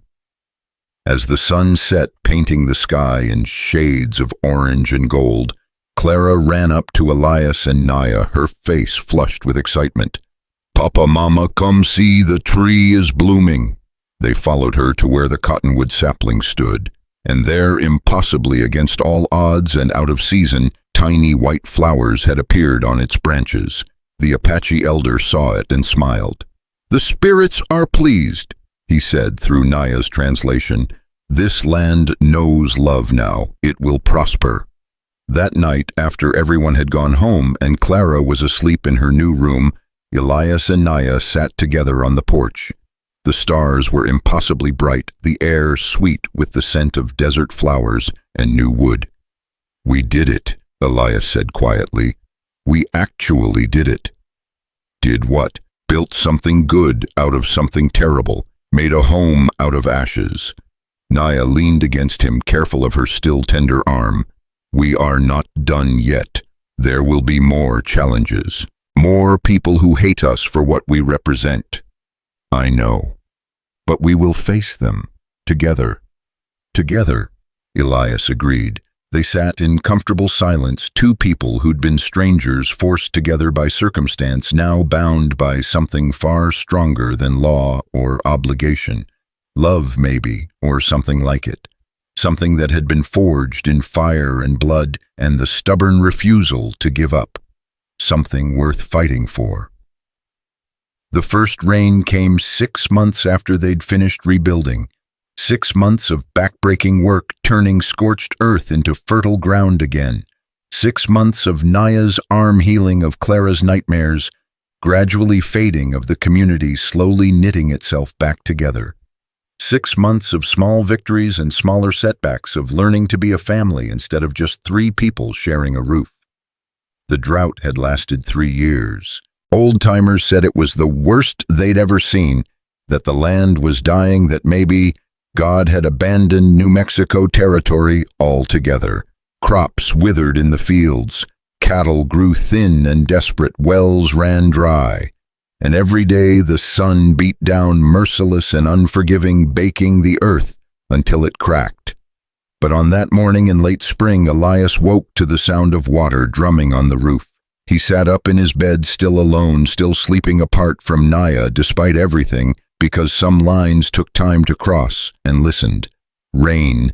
Actual rain, not the pathetic drizzle that teased and disappeared, but real water falling from the sky in sheets. Clara burst into his room moments later, her eyes wide with wonder. "Papa, Papa, come see, it's raining!" She grabbed his hand and dragged him outside, where Naya already stood on the porch. Her face tilted up to the sky, letting the rain wash over her. She was smiling, truly smiling, in a way Elias had never seen before. It transformed her whole face, made her look younger, lighter, free. "Mama says it's a blessing," Clara shouted over the sound of the downpour. "She says the spirits are happy." Naya opened her eyes and looked at Elias. "In my language, we call this Nuchi Nat Ani, the rain that gives life. It comes when the balance is restored, when the land remembers how to breathe." "It's just weather," Elias said, but he was grinning like a fool, getting soaked and not caring one bit. "Is it?" Naya stepped off the porch into the rain, spreading her arms wide.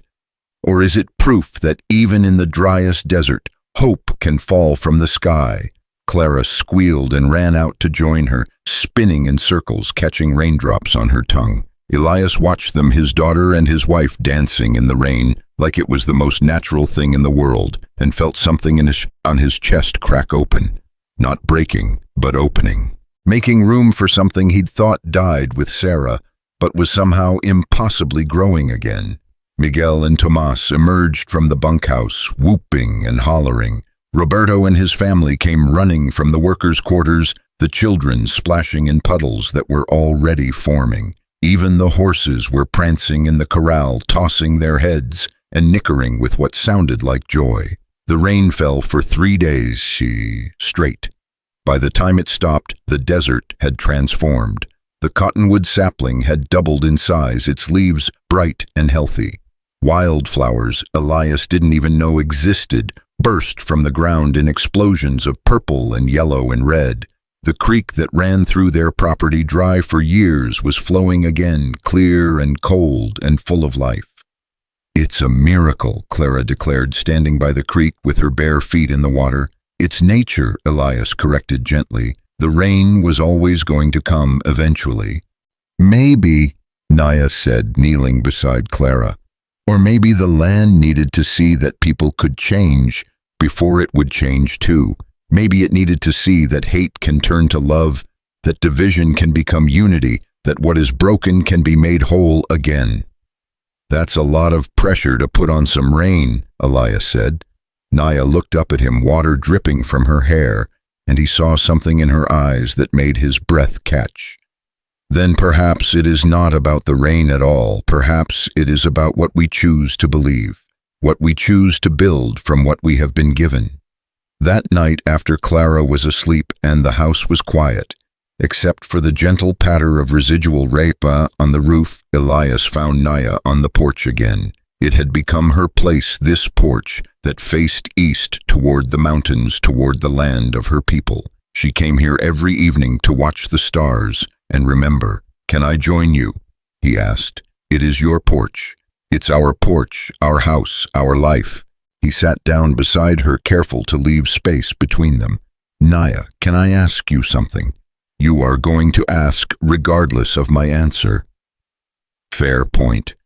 Are you happy here, I mean, with us, with this life we've built?"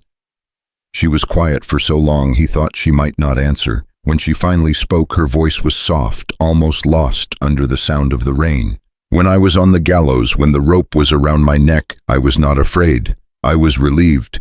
I thought my suffering would finally end, that I would join my husband, my mother, all those I had lost.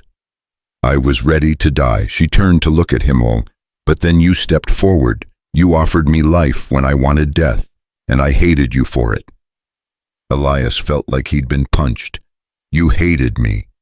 Not you, perhaps, but what you represented. The choice, the responsibility of living when dying would have been easier. You gave me back my life and I did not know what to do with it. And now, she smiled, that same transformative smile from the rain. "Now I understand that life is not something you receive. It is something you build brick by brick, choice by choice, day by day. And what we have built here, this home, this family, this bridge between worlds, it is the most beautiful thing I have ever been part of. So yes, Elias Boone, I am happy, more than I ever thought possible." The space between them seemed to shrink, or maybe they were both leaning closer, drawn by gravity or fate or simple human longing. Elias could see the flecks of gold in her dark eyes, could smell the rain in her hair, could feel the warmth of her even through the cool night air. "Naya," he whispered, "I know this started as a convenience, a way to save your life. I know I said you didn't have to be anything more than a name on paper, but somewhere along the way you became—" He struggled for words. "You became necessary, not just to Clara, but to me, and I don't know what to do with that." "You could kiss me," Naya said simply. "That is what people do when they feel this way. Yes, I don't want to presume, Elias." She cupped his face with her hand, the one that had been broken and healed. "Stop thinking so much. Just feel." So he did. He leaned in and kissed her, gentle at first, then deeper as she responded, her hand sliding into his hair, his arms coming around her waist. She tasted like rain and hope and everything he'd been too afraid to want. When they finally broke apart, both breathing hard, Naya rested her forehead against his. "This is dangerous," she whispered to "I know. People will say terrible things. They will call you traitor, race mixer, worse. I don't care. They will make Clara's life harder. Clara already loves you. She calls you mama. Nothing anyone says will change that. And when I am old and my face shows my years and you look at me and see only a woman who is not your Sarah, stop." Elias pulled back enough to look her in the eyes. Sarah was my first love, the mother of my daughter, and I will always honor her memory. But she's gone, Naya, and you're here. You're real and alive, and you saved my daughter's life, and you challenge me every damn day to be better than I am. I don't want you to be Sarah. I want you to be you. Tears spilled down Naya's cheeks. I am afraid. Me too. What if we fail? What if this love is not enough to overcome everything arrayed against us? Then we fail together. But I'd rather fail trying than never try at all. They sat there in the rain-washed darkness, holding each other, two broken people who'd somehow found a way to be whole together. And for the first time since Sarah died, Elias felt something he'd thought was gone, forever: peace. The trouble came, as trouble always does, when things were finally going well. It started with a letter delivered by a nervous courier from Santa Fe. Official government seal, fancy paper, the kind of correspondence that never brought good news. Elias opened it at the kitchen table while Naya prepared breakfast, and Clara practiced her letters at the other end. He read it once, then again, unable to believe what he was seeing. What is it? Naya asked, seeing his face go pale. It's from the Bureau of Indian Affairs. They're saying that because you're Navajo and I'm white, our marriage violates tribal sovereignty laws. They're threatening to annul it, to take you back to the reservation, unless we can prove you've been properly assimilated and into white society. The wooden spoon Naya had been holding clattered to the floor. They cannot do that. I am a free woman. I have a pardon from the governor himself. Apparently the federal government doesn't care what the territorial governor says. They have different laws, different rules. Elias crushed the letter in his fist. They're sending an inspector in 2 weeks to evaluate our situation. If he determines that our marriage is illegitimate, or that you haven't been properly civilized, they can dissolve it and force you onto a reservation. Clara looked up from her letters, worry creasing her small face. What does that mean? Are they going to take Mama away? No, Elias said firmly, even though his heart was racing with fear. No one is taking anyone away. We'll fight this. How? Naya's voice was hollow. How do we fight the federal government? How do we prove that I am civilized enough, white enough, tame enough for their approval? Should I cut my hair, change my name, forget my language, my people, my gods? How much of myself must I destroy to be allowed to keep the family I love? None of it, Elias said. You don't have to change anything. We'll prove that our marriage is real, that our family is real, that love doesn't require anyone to become someone they're not. But over the next 2 weeks, as they prepared for the inspector's visit, doubt crept in like smoke. Naya started wearing her hair in the white woman's style, started speaking only English, even when her native tongue would come more naturally. She asked Elias to remove the prayer space she'd created to hide the Navajo blankets and pottery to make the house look as white and civilized as possible. This isn't right, Elias protested, as she packed away a beautiful woven basket her mother had made. You shouldn't have to hide who you are. What choice do I have if this inspector decides I am too savage, too Indian? I lose everything. I lose you. I lose Clara. I lose this life we have built. So yes, I will hide. I will pretend. I will be whatever they need me to be. That's not living. That's performing. Then I will perform. Naya's voice cracked. I have survived worse. I can survive this too. But Clara, who'd been listening from the doorway, spoke up in her small, clear voice. Mama, you told me that being brave means being yourself, even when it's scary. You said that's what you did on the gallows. You didn't beg or cry or pretend to be something you weren't. You were yourself, and that's why Papa saved you. Naya froze the basket still in her hands. If you hide now, Clara continued, if you pretend to be someone else, then the bad men win. They make you ashamed of being you, and that's not right. That's not fair. Out of the mouths of babes. Elias watched as Naya slowly set down the basket as she sank to her knees in front of Clara, as tears streamed down her face. "When did you become so wise, little one?" "You taught me," Clara said simply. "You and Papa, you taught me that what matters is what's in your heart, not what people think they see on the outside." Naya looked at Elias over Clara's head. "She is right. I have faced death. I have faced fire. I cannot let fear make me into a coward now." "So we show them the truth?" Elias asked. "We show them the truth." When Inspector Marcus Whitfield arrived 2 weeks later, he found exactly that, the truth. He was a thin, severe man with wire-rimmed spectacles and the air of someone who'd already made up his mind before seeing any evidence. He walked through the house with a clipboard, noting every detail, his lips pursed in disapproval. The Navajo prayer space restored and honored. Check. The traditional blankets and pottery displayed with pride. Check. Naya speaking in her native language to Clara, teaching her the words for family and home and love. Check. "This is highly irregular," Whitfield said, his pen scratching notes. "The purpose of these laws is to ensure that Indians are properly civilized, properly brought into white society. What I see here is what?" Elias asked, his voice dangerous. "Is a white man going native, allowing his household to be influenced by savage customs, raising his daughter in an environment of—" "Choose your next words very carefully, Inspector," Elias interrupted. "Because if you insult my wife or my daughter or our way of life one more time, clipboard or no clipboard, I'm going to throw you off my land." Whitfield bristled. "I represent the United States government. You can't—" "I can and I will. This is my property, my family, and we don't have to justify our love to you or anyone else." "Love," Whitfield sneered. "This isn't love. This is a mockery of Christian marriage. This is a white man's guilt manifesting as—" He didn't get to finish because Naya stepped forward, her eyes blazing.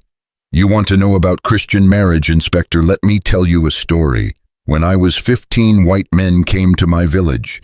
They said they wanted to save us, to civilize us, to bring us to God. They separated the children from their parents. They cut our hair. They beat us when we spoke our language. They told us everything about ourselves was evil, savage, damned. And they called it love. They called it salvation." Her voice grew stronger, filling the room. "But what I have here with this man and this child, this is what love actually looks like. It looks like someone seeing you at your worst and choosing you anyway. It looks like crossing rivers of fire to save each other. It looks like building something new without destroying something old. So do not stand in my home and tell me what is or is not real love. You have no idea what that word means." Whitfield's face had gone red. "This is exactly the problem. This insubordination, this refusal to accept proper Christian values." "Get out," Elias said quietly. "Excuse me." "I said get out. You're not welcome here." "Mr. Boone, I am a federal inspector. My report will determine whether your marriage stands or falls. If you refuse to cooperate, then refuse I shall. Write whatever report you want, say whatever you need to say, but know this, you're not taking my wife. Not to a reservation, not anywhere. We are a family, and we're staying a family, and if the United States government has a problem with that, they can come try to do something about it." Whitfield gathered his papers with shaking hands. "You're making a terrible mistake. When my superiors hear about this," "Your superiors," came a new voice from the doorway, "are going to hear about a lot of things." They all turned to see Captain Morrison standing in the entrance, accompanied by 2 soldiers and a woman in a fine dress that marked her as someone important. "Inspector Whitfield," Morrison said pleasantly, "allow me to introduce Mrs. Eleanor Hutchinson, Special Envoy from the Department of the Interior. She's been investigating complaints about the Bureau of Indian Affairs for the past 6 months." Mrs. Hutchinson stepped forward, her sharp eyes taking in everything. "Inspector Whitfield, we've been hoping to catch you in the act. Tell me, do you make a habit of harassing lawfully married couples, of attempting to separate families based solely on racial prejudice?" I was simply doing my duty. Your duty." Mrs. Hutchinson pulled a folder from her bag.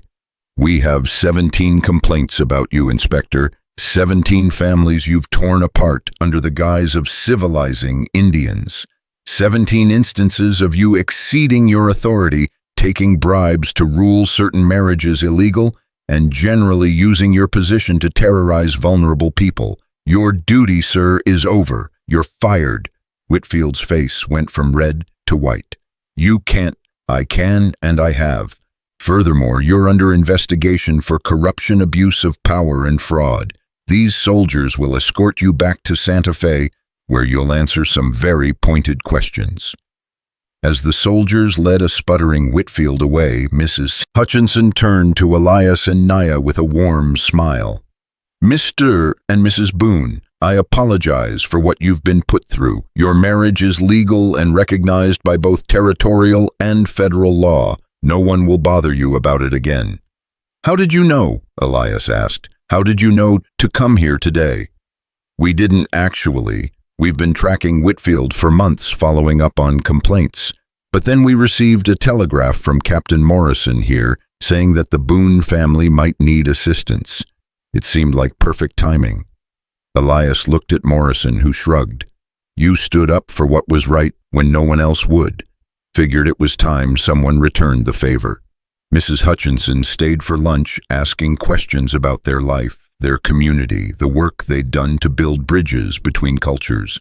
She was particularly interested in the school Naya had started teaching both white and Indian children, together mixing languages and traditions in a way that honored both. "This is remarkable," Mrs. Hutchinson said, watching Clara and several other children practice writing in both English and Navajo. "This is what reconciliation actually looks like. Not forced assimilation, but genuine cultural exchange." "It is not perfect," Naya admitted. "Some parents do not want their children learning savage ways. Some of my people do not trust white education, but the children, they do not care about these divisions. They simply want to learn to play, to be friends." "Out of the mouths of babes," Mrs. Hutchinson murmured, echoing Elias's earlier thought. "Tell me, Mrs. Boone, would you be interested in helping the Interior Department develop new policies? We're trying to reform how the government interacts with tribal nations, and we need voices like yours, people who've lived in both worlds and understand what real integration looks like." Naya looked at Elias' question in her eyes. He nodded. "It's your choice. Whatever you want to do, we'll make it work." "I will help," Naya said, "but I will not go to Washington or Santa Fe. My work is here with my family, with my students. If you want my voice, you must come to me." Mrs. Hutchinson laughed, delighted. "Done. I'll make the arrangements." After she left, as the sun began to set and the students headed home, Elias and Naya stood together watching Clara play with the other children near the creek. The cottonwood tree had grown tall now, its branches spreading wide, offering shade and shelter. Birds nested in its limbs, flowers grew at its roots. It had become a gathering place, a symbol of what was possible when you refused to let hate win. "We did it," Elias said softly. "We actually survived. All of it, the hanging, the fire, the government, everything. We're still here." "We are still here," Naya agreed. "But more than that, we are building something that will outlast us. Look." She pointed to where Clara was teaching a Navajo girl how to skip stones while a white boy and a Mexican girl watched, all of them laughing together. "That is the future," Naya said. "Not division, not hate, but children who see each other as simply children, people who see each other as simply people. That is what we are building one day, one choice, one act of courage at a time." That night, after Clara was asleep and the house was quiet, Naya finally crossed the invisible line that had kept them separate.